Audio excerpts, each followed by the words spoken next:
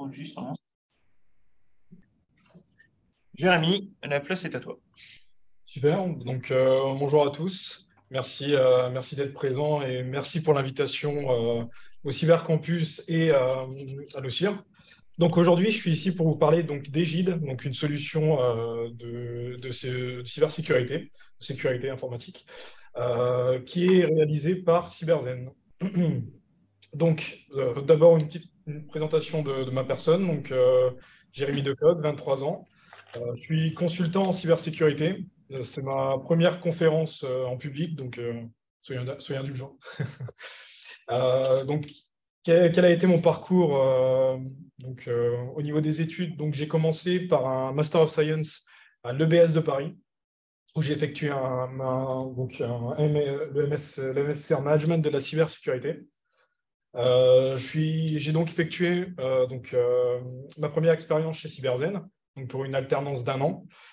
Je suis retourné sur les bancs de l'école parce que pour moi, j'avais pas assez approfondi la technique et j'ai voulu vraiment me spécialiser dans la technique. Donc, j'ai effectué un autre master, donc le MSSIS, expert de la sécurité des systèmes d'information chez les IA, qui s'est ensuite poursuivi par 6 mois de stage de nouveau chez Cyberzen. Et donc, voilà, donc pour la partie hobby, je suis un grand passionné des travaux d'Alan Turing. Donc, ça a même été mon sujet de mémoire pour le master. Donc, j'ai beaucoup de travaux en parallèle sur ces travaux. Et je suis un grand passionné de CTF. Donc, là, je suis actuellement en préparation de l'OSCP. Et donc, je suis pentester lab, Root.me avec Devox certifié. C'est ma façon de dire que je suis bien présent sur les plateformes. Et donc, je vous ai donné quelques liens, donc mon Twitter et mon LinkedIn et le site de Cyberzen, forcément.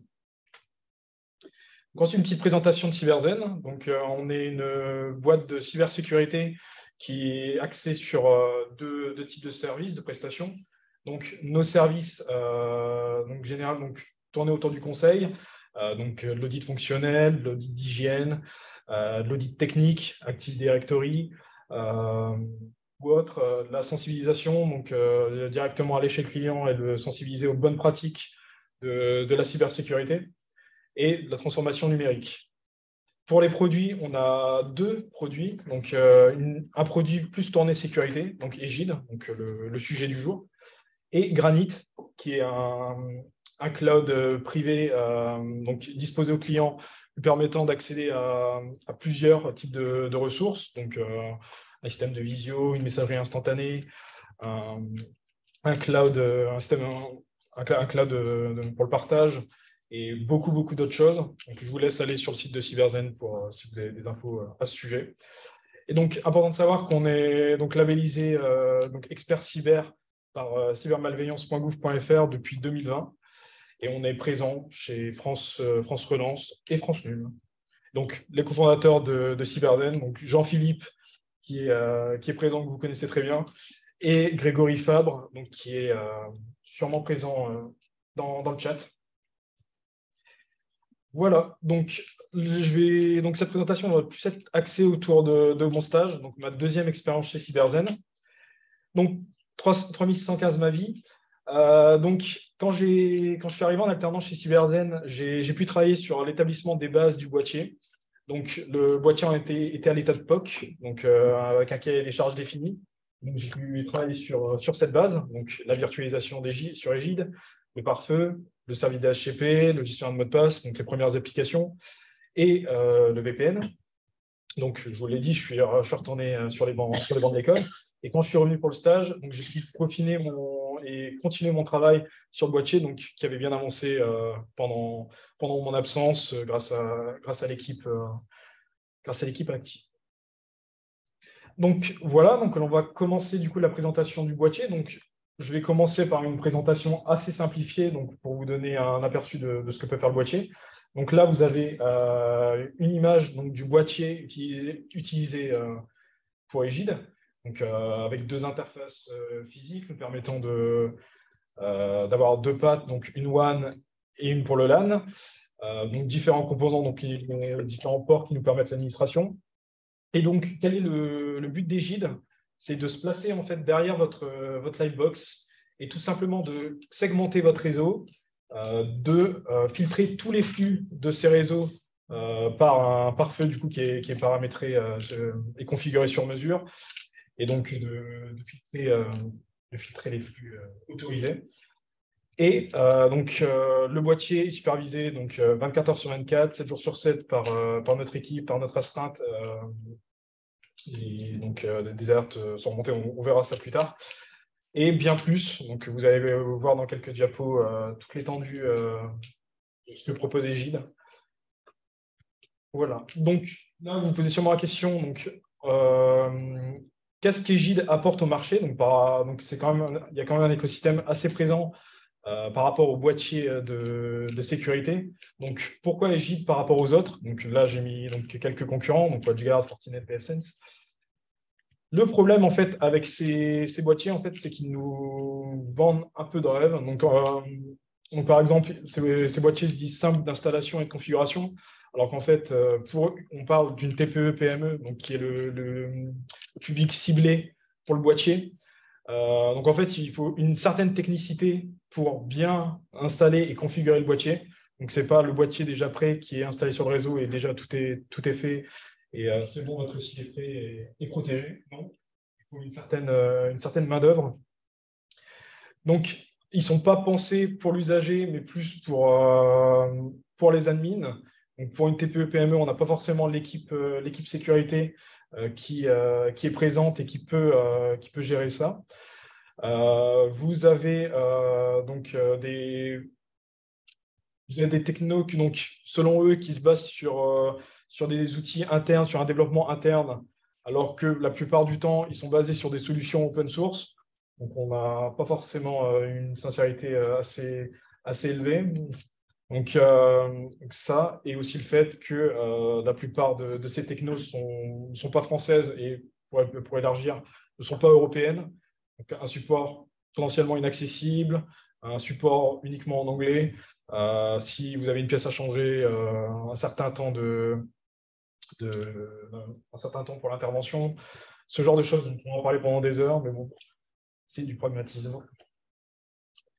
Voilà, donc on va rentrer maintenant dans le dur, donc avec une présentation assez détaillée d'Egide. Donc là, vous avez une ruche qui présente les différents mots-clés liés à Egide. Donc le but de la ruche de miel, c'est qu'on peut rajouter des composants. Donc là, c'est l'état actuel du boîtier, mais vous le verrez à la fin avec une roadmap. Avec notre roadmap, la ruche va s'élargir. Donc là, vous avez les thèmes qui reviennent, donc la gestion de l'identité des accès, la sécurité réseau, la protection du web, le cloud privé, le nomadisme et le support. Donc, on va commencer du coup pour la partie plus technique. Je vais commencer par vous parler de la virtualisation. Donc, notre boîtier en fait est cloisonné sur 3 couches et virtualisé sur 3 couches. Donc, où on a regroupé le service DHCP et notre premier pare-feu. On a ensuite un hyperviseur, donc on utilise la solution KVM pour mettre en place. Je vous expliquerai les choix plus tard, mais donc là au-dessus, on a la KVM. Et dans cette KVM, on a un système de conteneurisation, donc LXD. Donc le but de ces LXD est d'héberger un applicatif à minima quand c'est possible sur un LXD. Et donc le but en fait de cette virtualisation est dans un premier temps de pouvoir maintenir le boîtier assez facilement. Donc, par exemple, si on a besoin d'ajouter un applicatif, on a juste besoin de pousser un conteneur LXD, on a juste besoin de l'allumer, et même en heure pleine, il n'y a aucune coupure, il n'y a aucun problème au niveau opérationnel. Et pour la KVM, si on a besoin de mettre à jour la KVM, on a assez de place sur le boîtier pour héberger une deuxième KVM.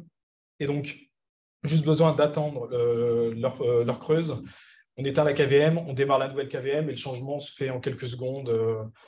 Donc, ce but-là, donc le but du maintien, et également le fait que si un attaquant arrive sur une des couches, donc par exemple un LXD à cause d'un applicatif vulnérable à une nouvelle CVE, par exemple, l'attaquant en fait se retrouvait bloqué sur l'EFS qui n'est pas l'EFS direct du boîtier.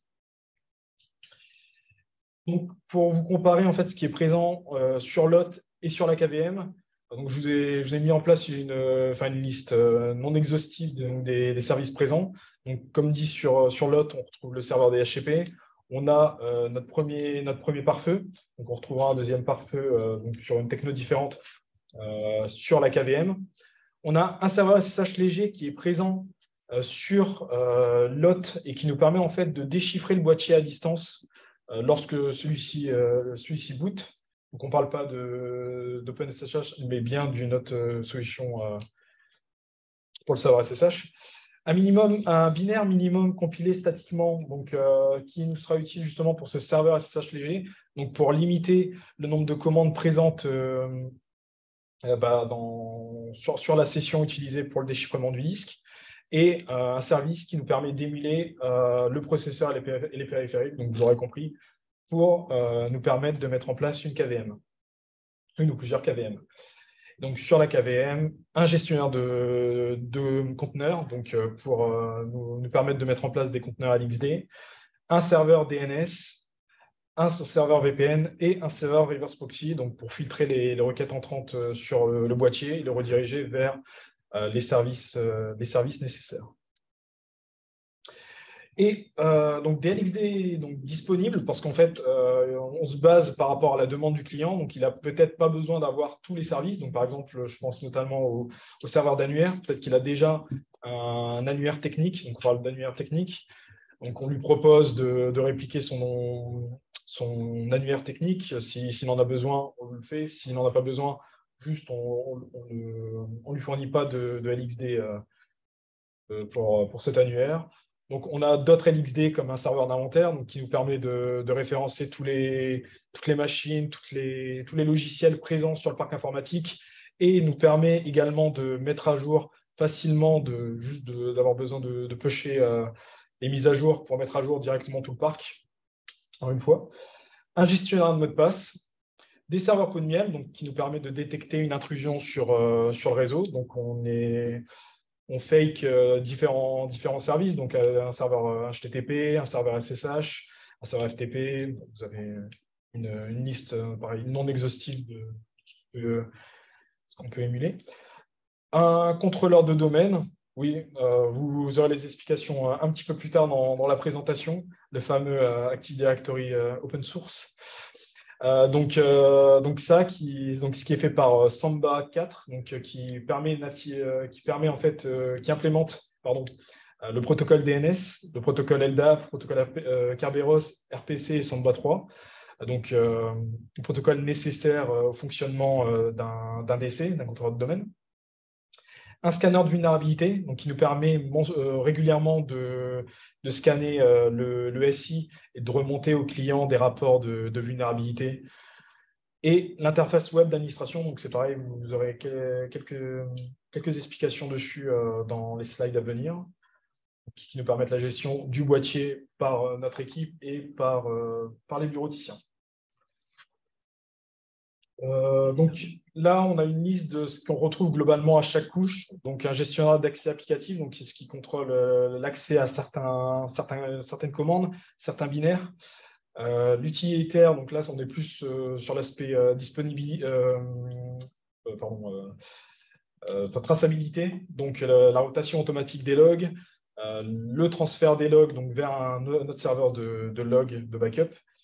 Composant de SaltStack, donc c'est ce qui nous permet en fait de gérer tous nos égides assez facilement depuis un master. Donc on a la notion de relation master-slave, donc mignon master. Donc un utilitaire, donc ça c'est plus pour les backups, donc un utilitaire qui nous permet de chiffrer une archive pointard.gz avec GPG, et un shell de conteneur, donc un service de shell de conteneur ou un service SSH. Donc on parle de service SSH pour l'hôte et la KVM, et shell de conteneur, donc là c'est pour naviguer entre nos différentes couches. Donc bien sûr, les LXD ne sont pas disponibles en SSH depuis l'extérieur. Voilà, et donc un utilitaire qui nous permet de synchroniser l'horloge système et de la mettre à l'heure. Voilà, donc là, on va rentrer plus sur certaines fonctionnalités spécifiques donc sur lesquelles j'ai pu travailler durant mon stage. Donc, par exemple, le déchiffrement à distance du disque. Donc, la problématique est la suivante. Donc, le disque est chiffré. Si le boîtier redémarre, donc lié par exemple à une coupure d'électricité, comme donc, ce qui est beaucoup arrivé par exemple ce dernier mois de décembre, qu'est-ce qu'on fait? Comment le disque est déchiffré automatiquement à distance?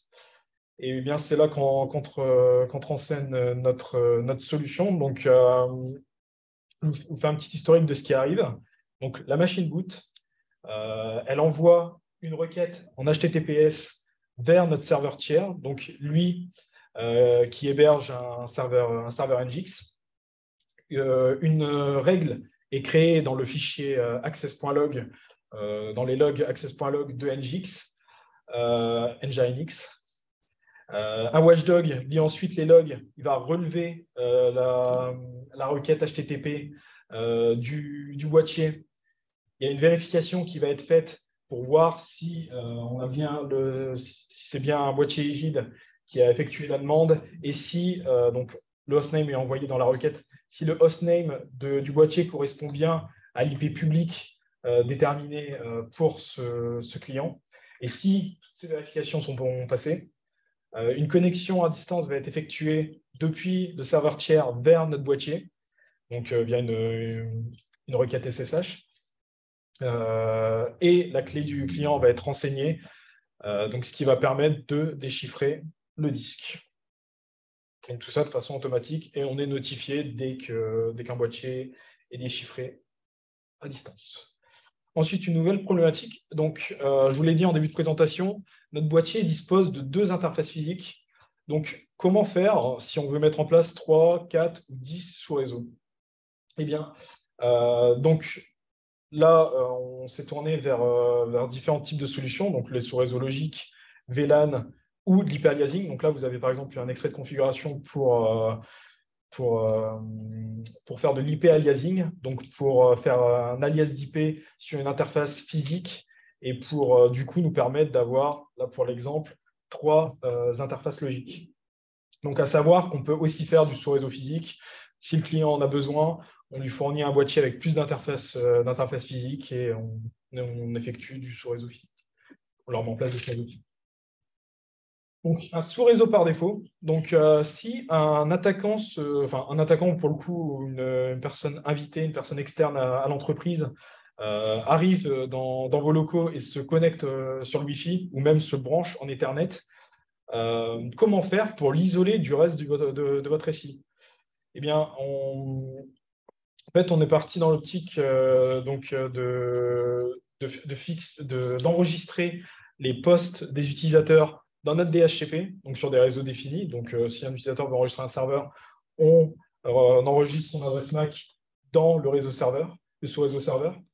Et pour les autres, automatiquement, même s'ils sont connectés sur le Wi-Fi privé de votre société, il sera automatiquement redirigé vers un réseau qui a été fait donc, pour les invités. Donc, la personne se retrouve isolée de votre SI. Donc là, vous avez un aspect pareil de configuration qui nous permet dévier tout le monde par défaut vers le réseau invité.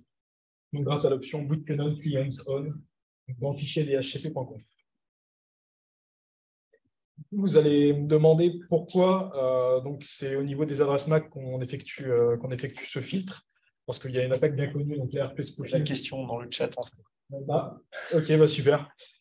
Donc oui, vous pensez qu'on est du coup vulnérable à l'ARP spoofing, donc vous pensez que c'est nul comme protection, eh bien, en effet, c'est comme utiliser une porte blindée sur un mur en placo.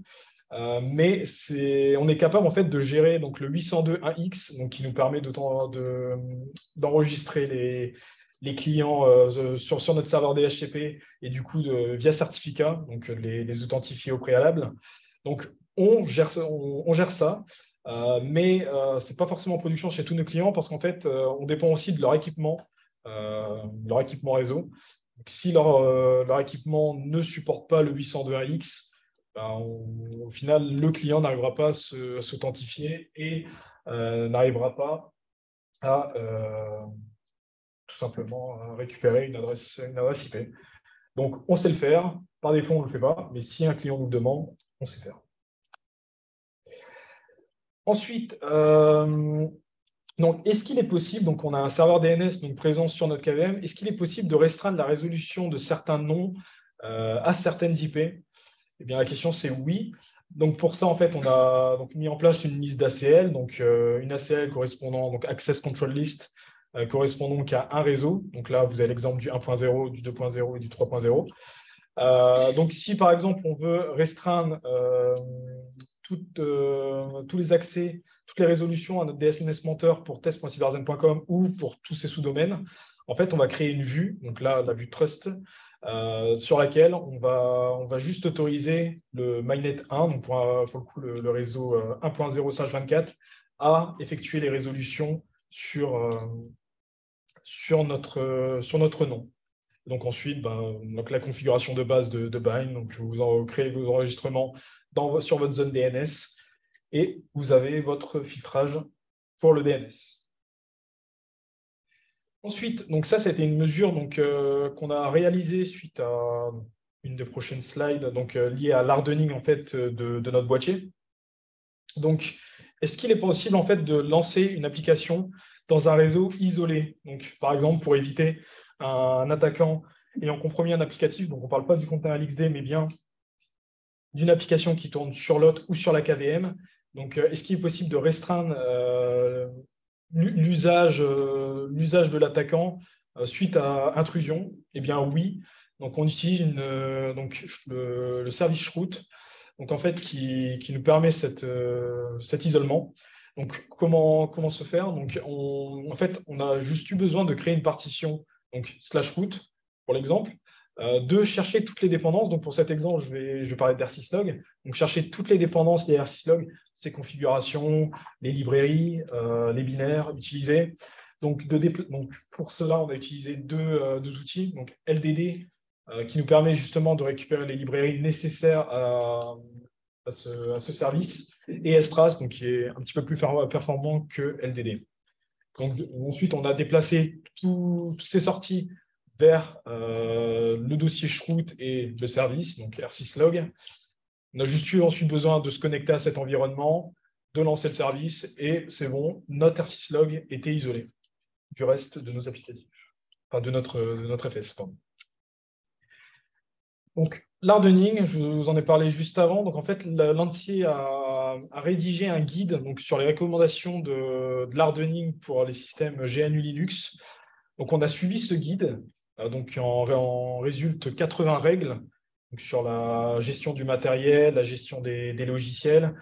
Donc, on a essayé en fait d'appliquer toutes ces règles via deux scripts. Donc, un script tourné hardening. Donc, qu'est-ce qui peut être fait une fois que le boîtier est allumé et configuré? Donc, la configuration de l'ETC-FSTab, la configuration de sudo et ce genre de choses. Et le script kernel-gen, donc, qui nous permet en fait de partir d'un kernel de base, de lui appliquer une certaine configuration, donc une configuration qu'on a personnalisée, qui nous permet de désactiver donc, certains modules, donc les modules dangereux ou juste non nécessaires, par exemple les modules Bluetooth.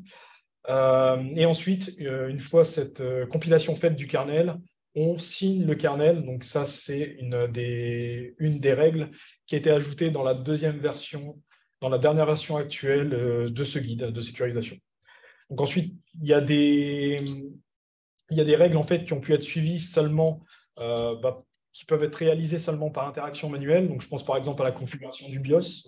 Donc ça, c'est fait au préalable. Donc, je vous montrerai une diapo un petit peu plus loin sur comment préparer un boîtier au sein de Cyberzen. Donc il y a une configuration manuelle qui est faite autour du BIOS. Donc ensuite, les configurations du kernel, je vous en ai déjà parlé. Une autre fonctionnalité, donc le filtrage donc, des paquets Debian. Donc, est-ce que tous les paquets Debian présents sur la machine sont nécessaires? Peut-être qu'il l'était à un moment pour du debug, pour une intervention administrateur, ou juste tout simplement au moment de l'installation. Donc, ce qu'on effectue, c'est l'exécution de deux scripts, donc debor-fan, qui nous permet de lister tous les paquets non essentiels à Debian. et DepSecan, donc qui nous permet de lister toutes les vulnérabilités connues sur les paquets présents sur la machine. Donc ensuite, on concatène les données, les sorties de ces rapports. Et nous, de notre côté, on effectue un tri et on dit OK, alors ces paquets vont rester et ces paquets vont sauter. Donc ensuite, on les supprime de la machine et on met à jour éventuellement, donc si des vulnérabilités ont été remontées sur certains paquets, on met à jour notre miroir APT, donc miroir notre miroir qui nous permet en fait de passer par nos dépôts avant de passer par les dépôts de Debian. Donc là, vous avez un exemple de configuration. Donc avant, quand on utilisait les paquets Debian, les dépôts Debian, pardon. Après, quand on utilisait notre miroir APT. Voilà. Donc, le monitoring des activités, donc nécessaire pour plusieurs choses. Donc, je vous ai dit qu'il y avait des pots de miel présents sur nos boîtiers. Donc, comment être notifié lorsqu'une attaque est en cours de réalisation sur le SI du client? Comment vérifier que les logs remontent bien sur notre machine? Comment vérifier qu'on a bien les backups qui remontent sur notre machine? Et juste, tout simplement, comment vérifier que le boîtier IGIT fonctionne? Donc, pour ça, en fait, on a 2 programmes Python.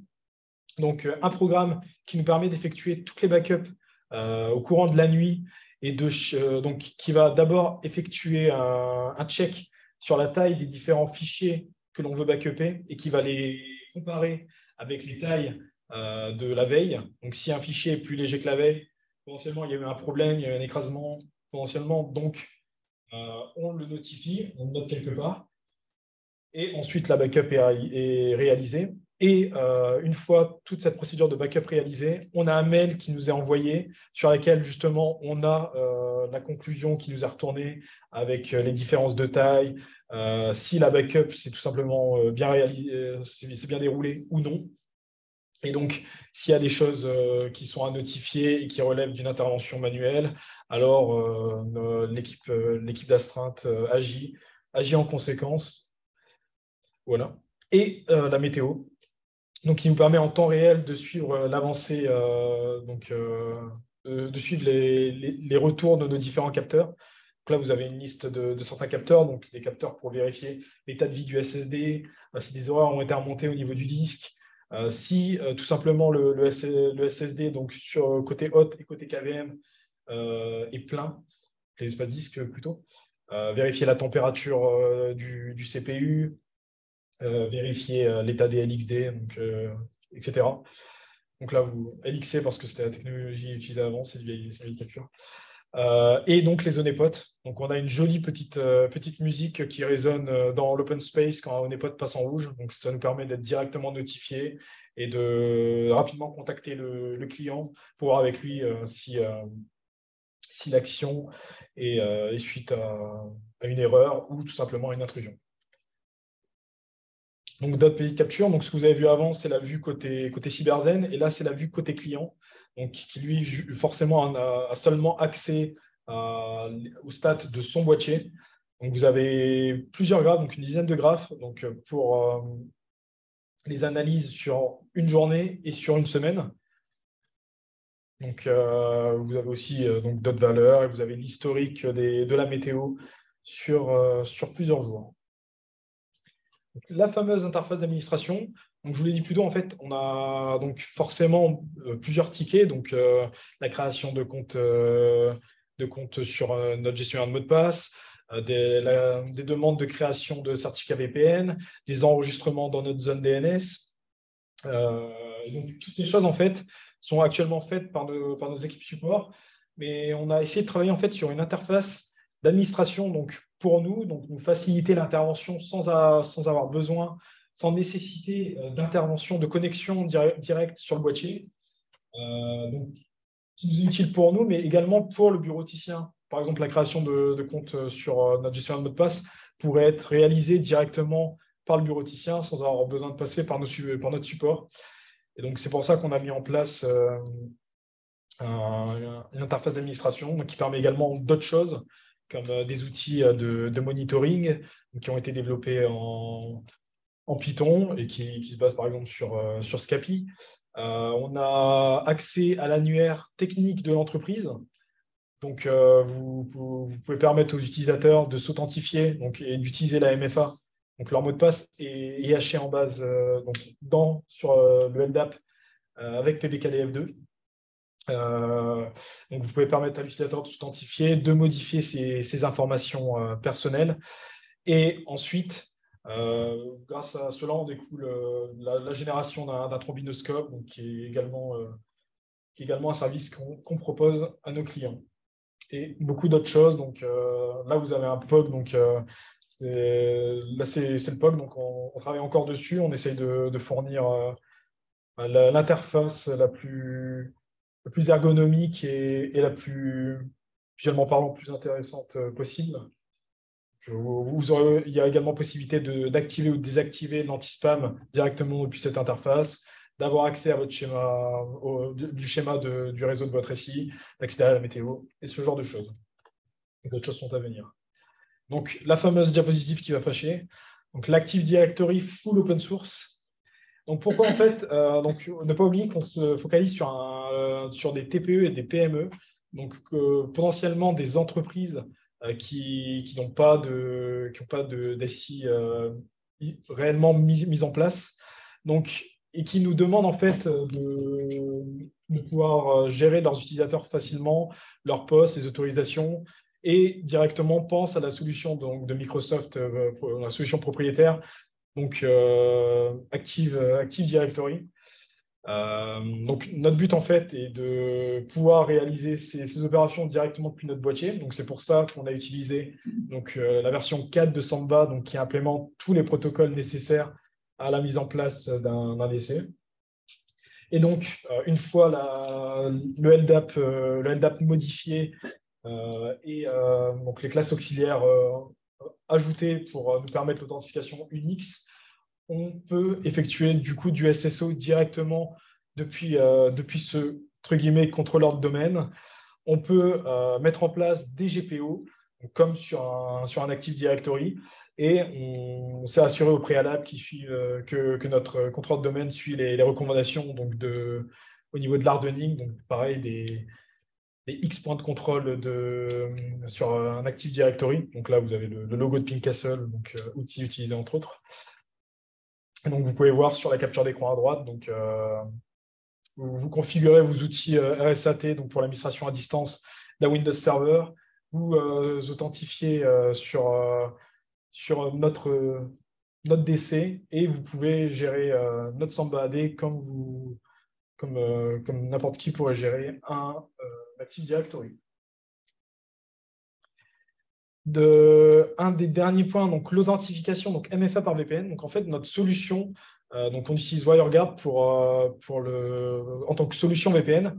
Le problème de WireGuard, c'est qu'il n'implémente pas de MFA, ce qui laisse une authentification assez légère. Et donc c'est pour ça qu'on a voulu en fait implémenter ça de notre côté. Donc pour ce faire, on a mis en place en fait un portail captif sur le boîtier Egide.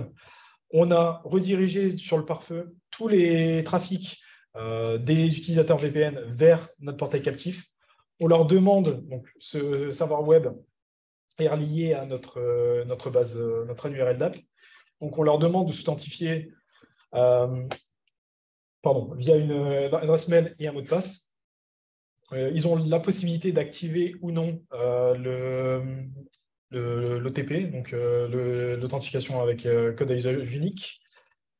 Il y a une vérification qui est faite en background pour vérifier si l'IP du client voulant se connecter au réseau concorde bien avec l'adresse mail utilisée par ce dernier, donc ce qui permet à un utilisateur de ne pas utiliser le certificat de son voisin. Et ensuite, une fois toutes ces vérifications réalisées, une session de 8 heures est créée et qui correspond à une journée pleine. Et au bout de ces 8 heures, même si le client a oublié de se désauthentifier, de couper son tunnel VPN, les flux sont automatiquement rajoutés au pare-feu pour lui couper la main et la session expire. Voilà. Donc là, on va passer au niveau des fonctionnalités, on est bon. Donc là, on va parler des problèmes qui ont été rencontrés durant notre différentes mises en prod. Donc, ce qui vous permet d'obtenir un retext et de pouvoir corriger des problèmes que vous pourriez rencontrer avec votre produit ou tout simplement avec dans votre expertise. Donc, un des premiers problèmes qu'on a rencontré, en fait, c'est un client qui ne nous avait pas informé de la présence d'un Active Directory dans son SI. Donc, on est arrivé, on a vu que l'Active Directory était présent. Donc, qui dit Active Directory dit serveur DNS. Malheureusement, on a un serveur DNS sur notre boîtier. Donc, il a fallu faire quelque chose. Donc, la solution a été de déléguer la zone du domaine de l'AD à notre boîtier. Donc, un forward de zone, donc, ce qui nous a permis de résoudre le problème. Ensuite, un problème aussi, mais plutôt lié à l'hardware. Donc, notre SSD, donc un des SSD qu'on utilisait avant, avait une espérance de vie estimée à 3 ans. Malheureusement, en fait, lié par rapport au taux d'écriture effectué sur ce disque, donc à cause de l'applicatif, tout simplement de l'écriture de nos logs, ben, on s'est rendu compte en fait que son espérance de vie est passée de 3 ans à 1 mois. Donc, ce qui a eu pour but de nous alerter énormément au niveau de la météo sur les SSD Life. Et donc, n'étant pas forcément sensibilisé au niveau de l'hardware, donc comment fonctionne un SSD, comment l'améliorer, en fait, on a eu beaucoup de discussions avec des experts sur niveau hardware. Et il y a eu beaucoup de recherches et développement qui ont été faites sur le sujet. Et donc, on a rédigé un guide d'optimisation qui nous a permis en fait de comprendre les besoins au niveau du SSD ou du NVMe qui étaient donc nécessaires pour l'usage qu'on effectuait avec notre boîtier. Donc, on a par exemple compris que les SSD utilisant en TLC étaient à éviter. En fait, le TLC, c'est le fait de stocker 3 bits par cellule au lieu de, par exemple, du SLC qui en stocke seulement 1. Et donc, le fait que vous ayez 3 bits sur une cellule fait que cette cellule va être plus régulièrement lue et il y aura potentiellement plus d'écriture dessus que si vous avez une cellule avec uniquement une donnée. Donc, on passe par exemple le nombre de cycles pour du TLC de 3000 cycles en lecture-écriture et pour du SLC, on a une estimation de 100 000 cycles de lecture-écriture. Donc, on a mûri à ce niveau-là. On a compris aussi qu'il fallait chercher des SSD avec un cache de RAM. Qu'il nous a fallu travailler sur l'alignement des partitions donc pour optimiser la lecture et l'écriture. Donc, ensuite, on a travaillé aussi sur RAM-Disk. Donc, RAM-Disk, en fait, qui permet, quand un fichier est trop régulièrement, est régulièrement modifié, au lieu de le stocker directement sur le disque, on va préférer le stocker en RAM. Et une fois que le fichier est plus utilisé par un service, il sera directement déplacé sur le SSD. Donc, je n'ai pas parlé du DRAM. Donc, le DRAM, en fait, quand les données sont écrites sur le SSD, il faut en fait savoir où retrouver ces données, donc une sorte de carte, si vous voulez. Et donc, en fait, cette carte va être stockée sur le DRAM, donc il y a une puce ultra rapide, donc stockée, présente sur le SSD, mais qui est indépendante, et donc qui nous permet justement d'accéder à la donnée rapidement sans avoir à parcourir le disque. Et donc, d'autres choses qui ont été faites, par exemple le NoTime qui a été activé sur notre FSTab, donc une option pour le point de montage, donc qui nous permet en fait d'éviter l'écriture sur le disque à chaque fois qu'une lecture est effectuée sur le disque. Et plein d'autres choses. Je peux vous en parler plus tard si vous voulez. Un autre problème, donc un des problèmes plus récents qu'on a rencontré, en fait, c'est notre CPU qui était trop utilisé. Donc, au début, on ne savait pas pourquoi. En fait, on s'est rapidement rendu compte que le nombre d'interruptions système était trop élevé. Et on a remarqué ça au moment des backups, donc sur le client vers entre minuit et 4 heures du matin. Donc c'est à ce moment-là en fait que le nombre d'interruptions système pardon, éclatait. Donc on s'est rendu compte en fait que du fait d'avoir plus de 2000 règles dans notre pare-feu, donc plus de 2000 règles iptables, en fait au moment des backups, on parle de backup de plusieurs terras, bah, dites-vous en fait qu'à chaque paquet reçu, il fallait du coup passer par ces 2000 règles, ce qui crée un nombre impossible d'interruptions système, ce qui avait pour but de faire monter la température sur notre CPU et de crasher notre boîtier.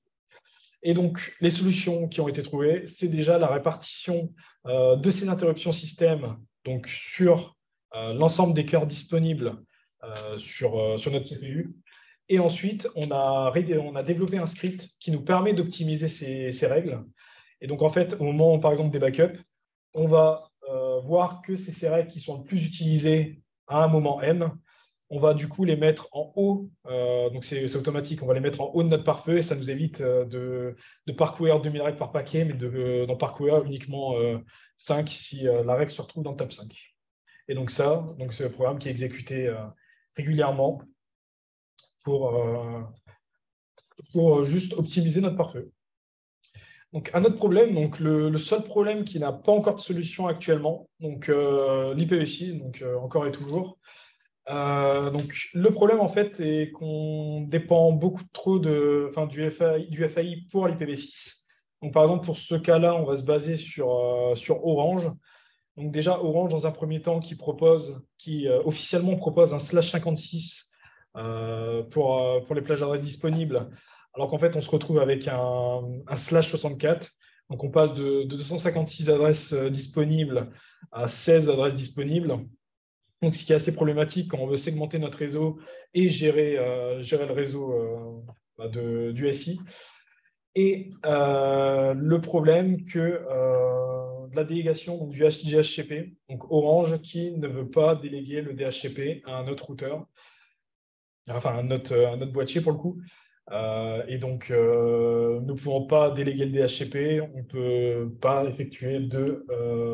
ne peut pas contrôler, enfin, on ne peut pas gérer l'IPv6 pour l'instant sur notre boîtier. Donc, avoir l'évolution des FAI dans l'avenir. Et ça ne dépend pas de nous. Et dernier problème, je crois, oui, c'est le cas.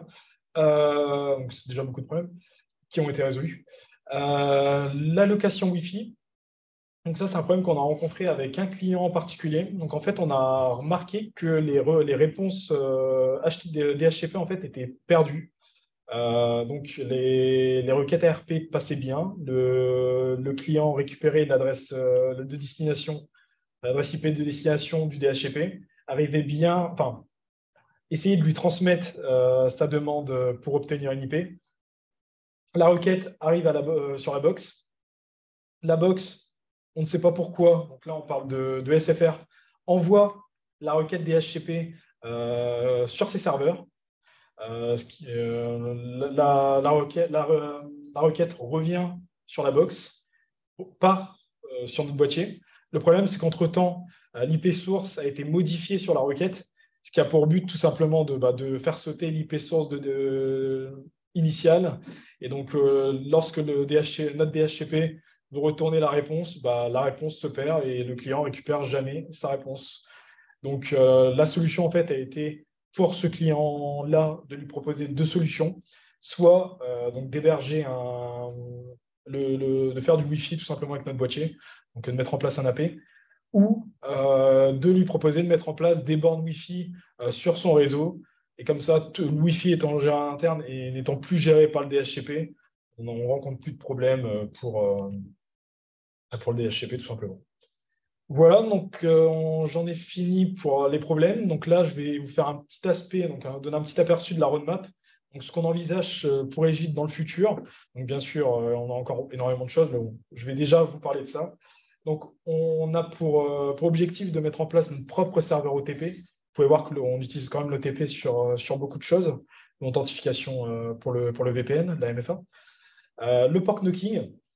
Donc, c'est en pré-production, donc il ne manque plus qu'à passer ça en prod, donc qui nous permet je le rappelle, d'ouvrir un port temporairement, donc juste le temps de la connexion, et ensuite de bloquer, le flux à la volée.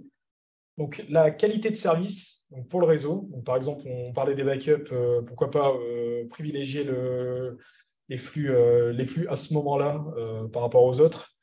La mise en place d'un portail captif pour le Wi-Fi, donc pour l'authentification pour les invités. l'IPv6, donc vous l'avez compris, ça dépend pas de nous, mais ça dépend de l'évolution des FAI à ce niveau-là. Des travaux sur l'IA, donc là on va plus sur l'interprétation des logs donc, pour faire ce que pourrait faire un SIEM. Rajouter une surcouche TLS au protocole DNS donc pour tout simplement chiffrer le corps de la requête et protéger les requêtes des DNS. Et donc pareil, un service donc, qui a déjà été énormément travaillé en pré-production, donc il nous reste à mettre en prod, CrowdSec. Au-delà de l'aspect, donc au-delà des listes qui nous sont fournies par CrowdSec, qui nous permettent de blacklister certaines IP, pour essayer par exemple d'effectuer un brute force ou quoi que ce soit.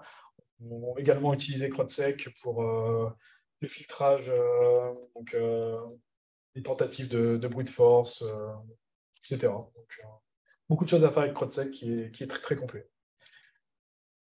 Voilà, donc un petit bonus. Donc, comment nous on prépare un boîtier, donc, pour vous montrer un peu les outils qui ont été faits par notre équipe. Donc, on a d'abord donc le montage manuel, donc l'ajout de tous les composants sur le boîtier, donc quelque chose de basique niveau hardware. On a la configuration du BIOS, donc vous l'avez vu pour l'hardening, il y a des choses qui ont besoin d'être réalisées sur côté BIOS, donc qui n'est pas automatique. On a ensuite donc, beaucoup de prérequis. Donc, on a des environnements shroot qui peuvent être générés on renseigne dans nos scripts le fait qu'on veut isoler R6log, on lance le programme, on a notre environnement qui est donc, la liste de toutes les dépendances qui en ressort. Kernel-gen, donc je vous en ai parlé plus tôt, pour préparer notre kernel, pour le mettre aux bonnes pratiques par rapport à ce qui est recommandé par l'ANSI. LXDGen, donc, qui nous permet de générer LXD comme son indique, KVMgen pour les KVM, Precidgen, donc un Precid en fait nous permet en fait de pré-remplir de donner déjà par avance toutes les réponses nécessaires à une installation Debian. Vous avez déjà tous fait une installation Debian, donc quel clavier utiliser, quel langage utiliser, est-ce que vous voulez utiliser tel mirror APT, ce genre de choses. Toute cette procédure en fait est automatisée via la mise en place de Precid. Le script nous génère un ISO, nous prépare un ISO, et donc il n'y a plus qu'à renseigner, qu'à pousser cet ISO sur notre serveur PXE. Notre serveur PXE, donc lorsqu'on branche plusieurs boîtiers à notre serveur PXE, l'installation est lancée. Le script d'installation est lancé à la volée. Donc ensuite, il ne nous reste plus qu'à aller sur le boîtier à customiser un peu cette installation. Donc on a par exemple un client qui pourrait utiliser une passerelle en 1.54 ou en 1.1, qui veut plutôt utiliser une plage IP en 10 quelque chose au lieu de 192.68 pour quelque chose. Et donc, tout ça va être réalisé par notre script de personnalisation. Et ensuite, donc, la touche finale, donc, ce qui nous permet en fait de personnaliser nos règles de pare-feu, donc un programme qui s'appelle Matrice Parser. Donc en fait, vous avez donc des captures d'écran en bas. On gère en fait nos flux pare-feu directement depuis un fichier Excel. Et donc donc on rajoute des services, on rajoute des autres, on rajoute énormément de choses.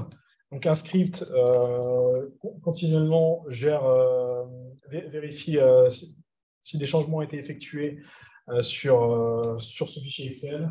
Et les règles sont préparées au format iptables.root et sont directement push sur le boîtier. Et donc, ça nous permet d'avoir un pare-feu assez lisible via le Excel et assez facile de gestion. Donc voilà, donc on arrive à la conclusion. Donc si vous avez 3 mots à retenir, c'est donc boîtier solide, boîtier adaptatif et boîtier évolutif. Donc solide, on a quand même des bases solides au niveau de la recherche et développement. On a beaucoup travaillé sur le boîtier, donc pour vous présenter ce qui a été fait, vous pouvez voir qu'il y a énormément de choses qui ont été faites. Donc, on a beaucoup de projets. Bon, là, c'est beaucoup d'idées. Donc, là, c'est plus pour l'aspect évolutif. On a beaucoup d'idées. On travaille, on a beaucoup de choses en pré-production donc qui ont besoin de passer en prod et qui sont presque prêtes. Adaptatif, parce que le boîtier s'adapte au réseau du client et on s'adapte aussi aux besoins du client. Donc, s'il a besoin d'un service en particulier et que le service est prêt de notre côté, ben, on le met à disposition chez le client. Donc, ce qui nous permet d'avoir différentes versions disponibles de notre boîtier par rapport à notre production générale. Voilà, donc bah, merci de votre attention et de votre écoute. Si vous avez des questions, je suis là et JP aussi.